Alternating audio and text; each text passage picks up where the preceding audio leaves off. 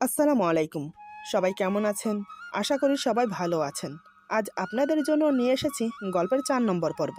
আশা করি গল্পটি আপনাদের ভালো লাগবে। তাহলে চলুন শুরু করা যাক। আজ কেন জানি মনে হলো একটু পড়ি, তাই পড়েছি। তোমার যখন ভালো লাগছে না তাহলে খুলে ফেলি। এই বলে আমি রুমের দিকে যেতে চাইলে তখনই হঠাৎ রাফি আমার হাত ধরে টান দিয়ে নিজের বুকের সাথে আঁকড়ে ধরে। কপালের উপর উড়তে থাকা ছোট ছোট চুলগুলো হাত দিয়ে সরিয়ে দিতে দিতে বলে, না, একদম খুলবে না, যতক্ষণ না আমার দেখার স্বাদ মেটে। বলা হয় মানুষ একবারই প্রেমে পড়ে, কিন্তু এটা সত্যি হতে পারে না। কারণ আমি যতবার তোমার দিকে তাকাই ততবার আমি তোমার প্রেমে পড়ি। আচ্ছা, তুমি এত সুন্দর কেন বলো তো? আমি তো হতবাক হয়ে ওর মুখের দিকে তাকিয়ে আছি। কেনই বা থাকবো না? তার নিখুঁত অভিনয় দেখে আমিও তো হয়রান হয়ে যাচ্ছি। লোকে বলে অতি ভক্তের চোরের লক্ষণ। কথাটা তো রাফির সাথে একদম ম্যাচ হয়ে যাচ্ছে। ঘরে সুন্দরী বউ, অফিসে পরকীয়া নারী। যদি স্বপ্ন সত্যি হয়ে থাকে তাহলে আমার ছোট বোন রাইসা। তিনটে নারীর সঙ্গ পাওয়া পুরুষের আর কি চাই? আচ্ছা, ওর কি একটুও লজ্জা করে না আমার মতো এত সরল সোজা একটা মেয়েকে ঠকাতে? ওর প্রতি ভালোবাসার কোনো কমতি রাখিনি আমি। তাহলে কেন ও আমার সাথে এমন করলো? কথাগুলো ভাবতে ভাবতে চোখের কোণ দিয়ে জল গড়িয়ে পড়ল আমার। এদিকে আমার চোখে পানি দেখে রাফি ব্যস্ত হয়ে বলে, এই পাখি, কি হলো তোমার? তুমি কান্না করছো কেন? এই বলে আমাকে বুকে জড়িয়ে নেয়। তারপর আমার মাথায় একটা চুমু খেয়ে বলে, কি হয়েছে বলো পাখি? আমি কি কোনো অন্যায় করেছি, নাকি অজান্তেই কোনো কষ্ট দিয়ে ফেলেছি তোমাকে? বলো পাখি। আমি চোখের পানি মুছে নিজেকে ছাড়িয়ে নিলাম। আমি বললাম, কিছু হয়নি। আর তোমাকে না বারণ করেছি আমাকে পাখি না ডাকতে? রাফি বলে, কিন্তু কেন? বিয়ের দিন থেকে আজ পর্যন্ত আমি তোমাকে পাখি ডেকে এসেছি, তাহলে কেন তুমি আমাকে মানা করছো পাখি না ডাকতে? আমি বললাম, আমার ভালো লাগে না, কেমন যেন গায়ে কাটার মতো বেঁধে। রাফি বলে, কই, এত বছর তো বলনি সে কথা, তাহলে আজ কেন বলছো? আমি বললাম, তুমি কি আমার কাছে কৈফিয়ত চাইছো? রাফি এসে আমাকে পেছন থেকে জড়িয়ে ধরে বলে, আজ পর্যন্ত কখনো চেয়েছি, তাহলে আজ কি করে চাইবো বলো? শুধু জানতে চেয়েছি। আমি তোমাকে সত্যি ভালোবাসি, বড্ড বেশি ভালোবাসি।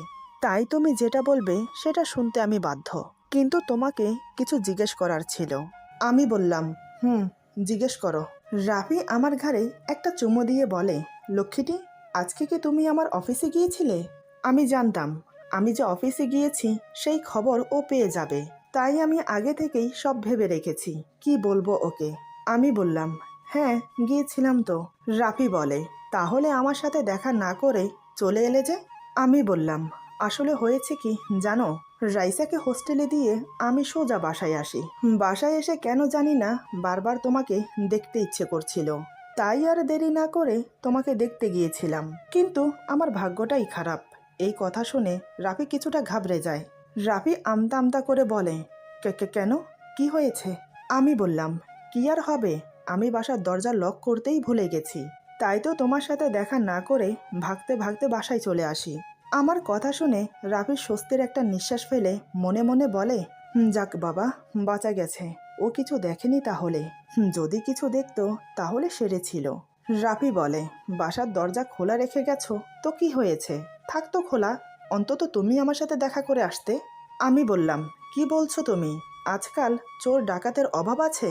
ঘরের দরজা খোলা পেয়ে যদি সব নিয়ে যেত তখন কি হতো? রাফি বলে, কি হতো? কিছুই হতো না। আমি আবার না হয় নতুন করে সব এনে দিতাম। আমি কি আমার বইয়ের কোনো কিছু অপহরণ রাখতে পারি? ওর কথা শুনে আর ওর অভিনয় দেখে মনে মনে খুব হাসি পাচ্ছে আমার। আমি বললাম, অনেক হয়েছে, যাও হাত মুখ ধুয়ে আসো, খেতে বসবে। রাফি আমাকে আরো শক্ত করে জড়িয়ে ধরে বলে, আমার এখন খেতে ইচ্ছে করছে না, তবে আমার এখন অন্য কিছু করতে মন চাইছে। আমি বুঝেও না বোঝার ভান করে বললাম, অন্য কিছু মানে সেটা আবার কি?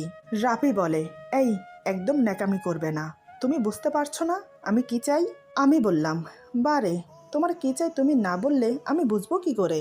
রাফি আমার কানের লতিতে হালকা করে কামড় দিয়ে ফিস ফিস করে বলে, আমার শরীরের স্পর্শে তুমি কি বুঝতে পারছো না আমার এখন কি চাই?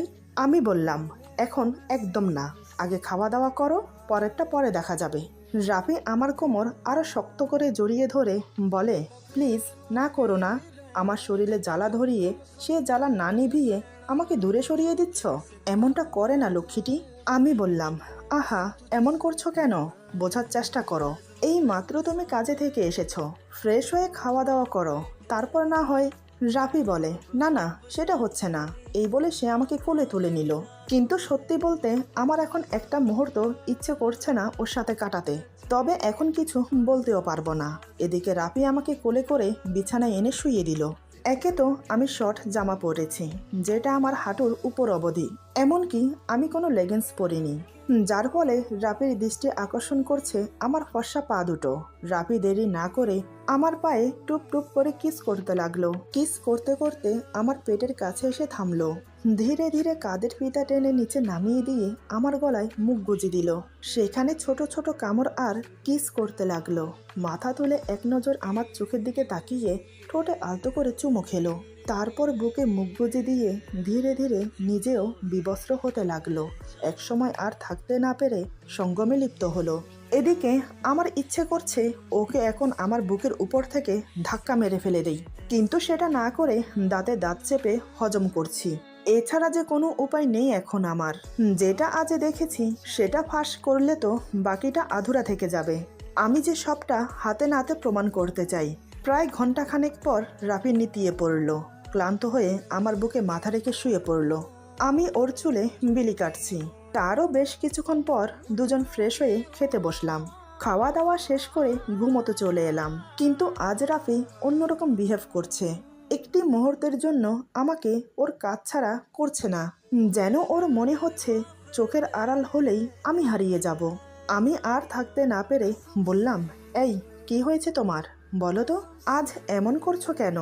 রান্নাঘরে গেলেও পিছে পিছে যাচ্ছ, বেলকনিতে গেলেও পিছে পিছে যাচ্ছ, এমনকি ওয়াশরুমে গিয়েছি সেখানেও পিছে পিছে ওয়াশরুমে গেলে। ব্যাপার কি তোমার? রাফি আমাকে বুকের সাথে শক্ত করে জড়িয়ে ধরে বলে, ভালোবাসি তোমাকে। আমি বললাম, তো? রাফি বলে, হারাতে চাই না তোমাকে, আমার ভয় হয়, খুব ভয় হয় তোমাকে নিয়ে। আমি বললাম, আমি এখনো মরিনি, বেঁচে আছি। তুমি শুধু শুধু। কথাটা শেষ হলো না, তার আগেই হঠাৎ রাফি আমাকে এক ঝটকায় নিজে থেকে ছাড়িয়ে আমার চোখে চোখ রাখলো। এই 5 বছরে এই প্রথম আমি ওর মুখে রাগ দেখলাম। ও রেগে গেলে যে ওর চোখ লাল হয়ে যায় আমি জানতাম না। সত্যি বলতে এবার আমার ভয় লাগছে। রাফি দাঁতে দাঁত চেপে রাগে গজগজ করতে করতে বলে, কি বললে তুমি? সাহস থাকে তো আরেকবার মুখ দিয়ে উচ্চারণ করো। কি হলো, করো। জিভ টেনে ছিঁড়ে ফেলবো তোমার আমি। আর কখনো যদি মুখ দিয়ে মরার কথা বের করেছ। ওর অগ্নিমুক্তি রূপ দেখে ভয়ে আমার চোখ দিয়ে পানি বেরিয়ে এলো। এদিকে আমাকে আবার কান্না করতে দেখে রাফি আমাকে বুকের সাথে জড়িয়ে নিয়ে বলে, সরি, আবার কাঁদিয়ে দিলাম তোমাকে। কি করব আমি? তোমাকে ছাড়া যে আমার চলবে না, আমার যে তোমাকেই চাই। আমি মনে মনে ভাবছি, সত্যিই কি তুমি আমাকে চাও? আর কত মিথ্যে বলবে তুমি? আর কত মিথ্যে সান্ত্বনা আমাকে দেবে? সেই রাতে রাফি আমাকে ওর বুকের উপর রেখে ঘুম পাড়ালো। সারা রাত আমি রাফির বুকের উপর ঘুমিয়েছি। ভালোবাসা, অদ্ভুত নাম ভালোবাসার। ভালোবাসলেও ফেসেছ, না বাসলেও ফেসেছ। যাই হোক, সকালে ঘুম থেকে উঠে দেখি রাফি আমাকে 2 হাতে আঁকড়ে ধরে রেখেছে। এক নজর ওর মুখের দিকে তাকিয়ে উঠতে চাইলাম, কিন্তু পারলাম না। আবার ওর বুকে মাথা রেখে শুয়ে পড়লাম। বেশ কিছুক্ষণ পর আমি ওকে ডাকলাম, এই শুনছো? কি হলো? ঘুম থেকে ওঠো, অফিসে যাবে না? রাফি নড়ে চড়ে আমাকে আরো শক্ত করে বুকের সাথে জড়িয়ে ধরে বলে, না, আজ আমি অফিসে যাব না। আমি একটু অবাক হয়ে বললাম, কেন, কি হয়েছে? তোমার কি শরীর খারাপ লাগছে? রাফি বলে, না, আজকের দিনটা আমি তোমার সাথে কাটাতে চাই। আমি বললাম, ঠিক আছে, আমি বরং উঠে তোমার জন্য নাস্তা বানাই।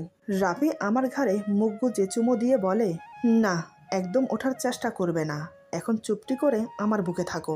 সত্যি বলতে আমার আর ইচ্ছে করছে না এই মিথ্যে মায়ার জালে আটকে থাকতে। তারপরও দাঁত মুখ খিচে নিজেকে স্বাভাবিক রাখার চেষ্টা করলাম। আমাকে যে সবকিছু জানতে হবে। এভাবে সারাদিন আমাদের সময়টা কাটলো। রাফি পুরোটা সময় আমার সাথেই ছিল।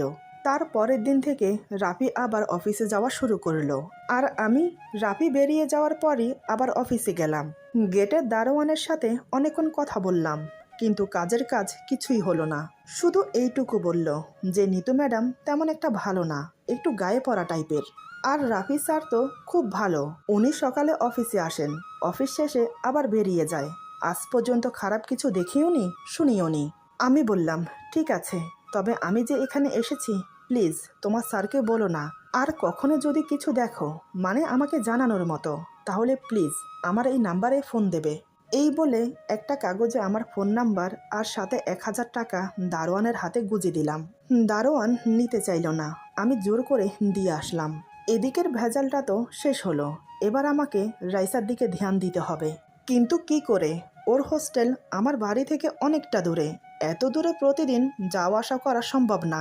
এমন কাউকে চাই যে আমাকে প্রতিদিনের আপডেট দেবে, কিন্তু এমন লোক কোথায় পাবো?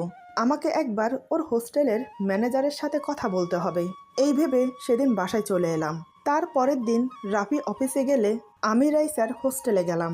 ভাগ্যক্রমে হোস্টেলের ম্যানেজারের সাথে আমার রাস্তায় দেখা হয়ে গেল। রাস্তা বলতে হোস্টেলের বাহিরে। ওনাকে দেখে আমি এগিয়ে গেলাম। ম্যানেজারের সামনে গিয়ে সালাম বিনিময় করে আমি বললাম, আমাকে চিনতে পেরেছেন? আমি রাইসার বড় বোন। ম্যানেজার বলে, কেন চিনতে পারবো না? আপনিই তো আপনার বোনকে পরশুদিন নিয়ে এসেছিলেন। আমি বললাম, জি। ম্যানেজার বলে, তা আজ হঠাৎ আপনি এখানে? না মানে কিছু মনে করবেন না, এমনি জিজ্ঞেস করলাম আর কি। আমি বললাম, না না, কিছু মনে করার কি আছে। আসলে আমি এসেছি আপনার সাথে একটু কথা বলতে। আপনার সাথে আমার কিছু কথা আছে। ম্যানেজার বলে, বলুন, কি বলতে চান? আমি বললাম, আসলে আমি আমার বোনের ব্যাপারে কথা বলতে এসেছি। ওকে হোস্টেলে এমনি এমনি দেইনি, তার পেছনে কিছু কারণ ছিল। প্রথমত, ও ঠিকমতো পড়াশোনা করছে না। দ্বিতীয় হলো, একটা বাজে ছেলের খপ্পরে পড়েছে। বুঝতে তো পারছেন? ম্যানেজার বলে, হ্যাঁ বুঝতে পেরেছি, এসব তো আজকাল হয়ে চলেছে। তবে আপনি ভালো সিদ্ধান্ত নিয়েছেন। আমি বললাম, কিন্তু আপনার কাছে আসা আমার অন্য কারণে। আসলে ওই ছেলেটা এখানে এসেও ওকে ডিস্টার্ব করতে পারে, তাই আপনার কাছে একটা অনুরোধ করব, রাখবেন?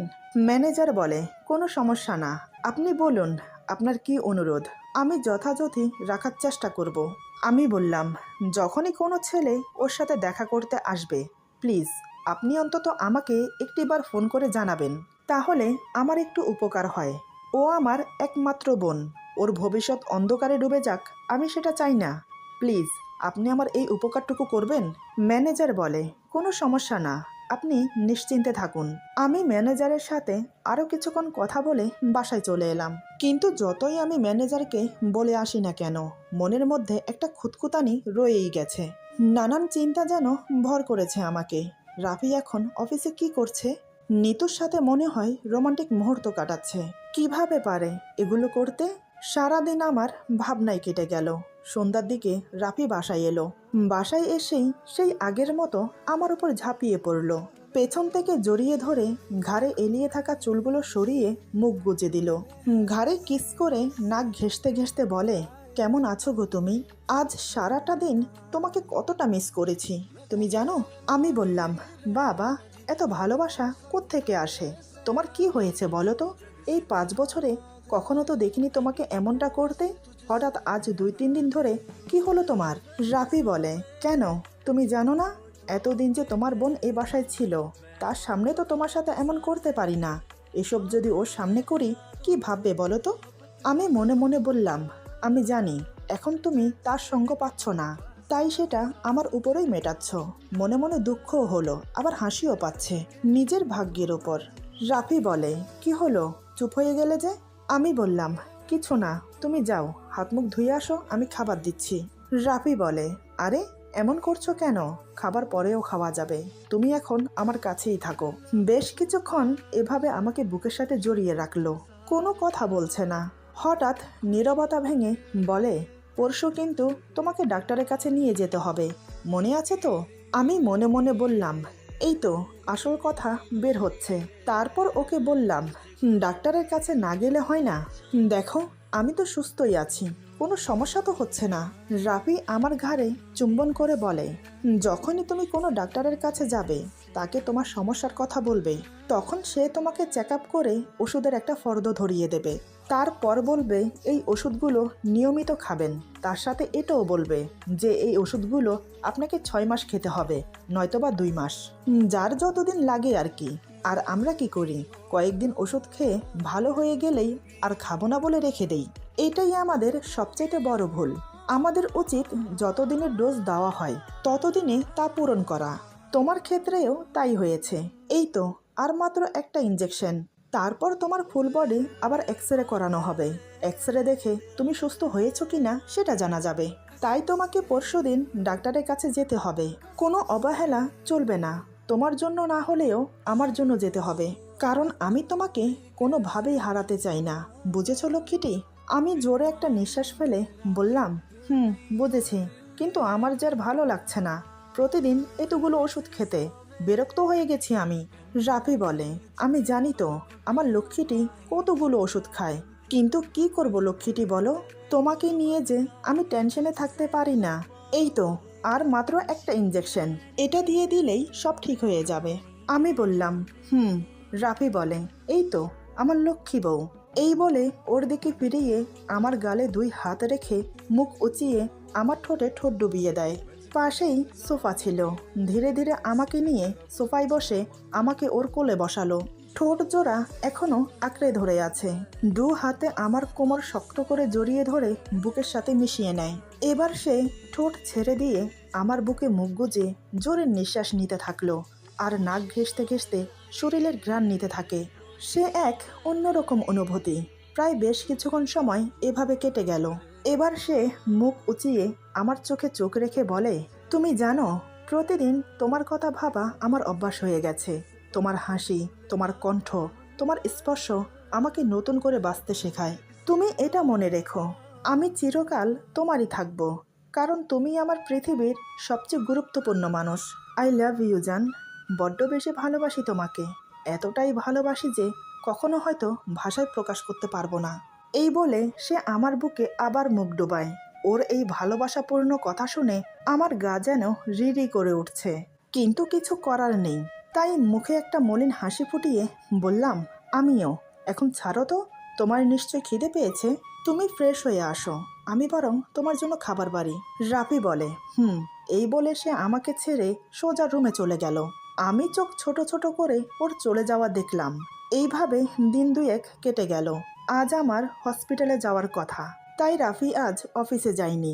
সকালে ঘুম থেকে উঠে ফ্রেশ হয়ে নাস্তা করে বেরোতে বেরোতে 11টা বেজে গেল।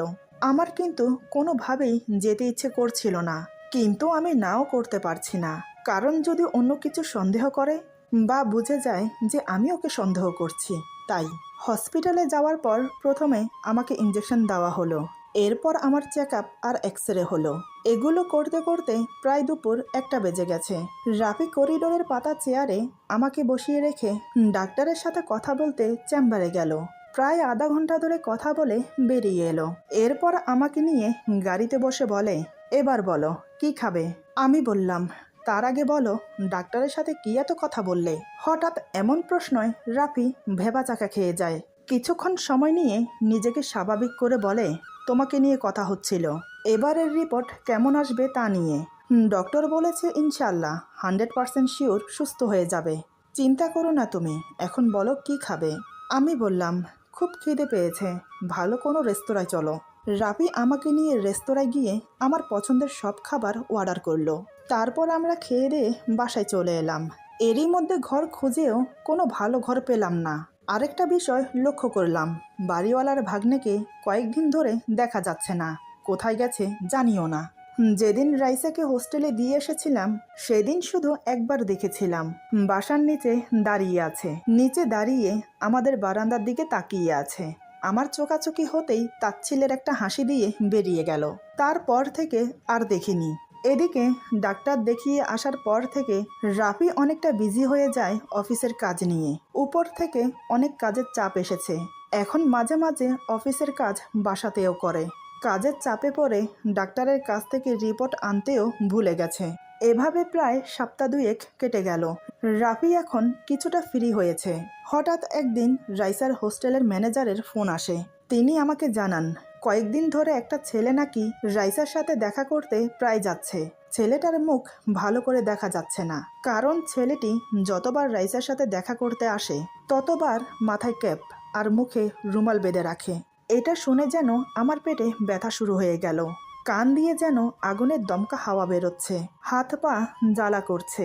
তাহলে কি রাফি অফিসের কাজের বাহানা দিয়ে রাইসার সাথে দেখা করতে যায়? আমি ম্যানেজারকে বলেছি যদি আবার আসে কোনোভাবে ঘুরিয়ে ঘুরিয়ে রেখে আমাকে ফোন দেবেন। যতক্ষণ পর্যন্ত আমি না আসি ততক্ষণ পর্যন্ত আপনি রাইসাকে দেখা করতে দেবেন না। তিনি বললেন ঠিক আছে। তার দিন দুয়েক পর হঠাৎ সকাল 9টা-10টার দিকে ম্যানেজারের ফোন আসে। ফোন রিসিভ করতেই ম্যানেজার বলে, ম্যাডাম আজকেও সেই ছেলেটা এসেছে, কিন্তু তার চেয়ে অদ্ভুত বিষয় কি জানেন? আজ অন্য আরেকটা লোকও এসেছে। দুইজনেই এসেছে আপনার বোনের সাথে দেখা করতে। আমি ব্যস্ত হয়ে বললাম, কি বলছেন এসব? দুইজন এসেছে মানে? ম্যানেজার বলে, তাদের দেখে তো মনে হচ্ছে তারা একে অপরকে চেনে। যেভাবে দুজন হাতে হাত মিলিয়ে হ্যান্ডশেক করলো একে অপরের সাথে, তাতে করে বোঝা যাচ্ছে এরা দুজন দুজনকে চেনে। আমি বললাম, আমি এখনই আসছি, আমি এসে ফোন করলে আপনি রাইসাকে বের হতে দেবেন। এই বলে আমি আর দেরি না করে বেরিয়ে পড়লাম হোস্টেলের উদ্দেশ্যে। আমি তো পুরো ভাবনায় ডুবে আছি। দুইজন দেখা করতে গিয়েছে, কিন্তু কে হতে পারে? আমি শিওর একজন রাফি, তাহলে অন্যজন কে? ধাঁধার মধ্যে আছি আমি, গোলক ধাঁধা। চিন্তা করতে করতে একসময় পৌঁছে গেলাম হোস্টেলের কাছে। ট্যাক্সি থেকে নেমে ট্যাক্সির ভাড়া মিটিয়ে আমি ম্যানেজারকে ফোন করে বললাম তিনি যেন এখন রাইসাকে বের হতে দেয়। প্রায় 10 মিনিট পর রাইসা বেরিয়ে এলো। রাইসা বেরিয়ে আসতেই রাফি আর ছেলেটা একটি দোকান থেকে বেরিয়ে আসে। আমি আড়াল থেকে সব দেখছি। প্রথমে দুজনের